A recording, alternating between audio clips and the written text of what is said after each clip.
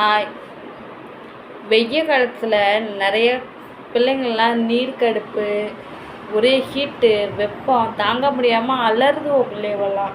என் பிள்ளைக்கெல்லாம் நேற்று நீர் கடுப்பு அலறா, எம்மா எரியுதுமா உடம்பெல்லாம் எரியுதுமான்றான். அதனால் நிறைய லிக்விட் ஐட்டமாக பிள்ளைகளுக்கு கொடுங்க.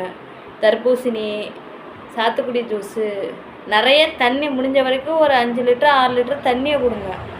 இந்த பிள்ளைகளோட அந்த எரிச்சல், உடம்புல உள்ள எரிச்சல் தாங்க முடியல. குழந்தைங்கள்லாம் அழுவுதுவோ. இந்த வெய்ய காலம் ரொம்ப பயங்கரமாக இருக்குது.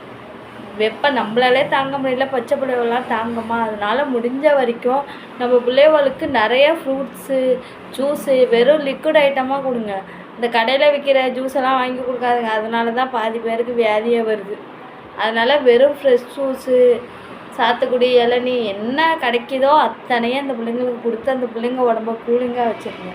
முடியல பாவம் பிள்ளைவெல்லாம். பாய்.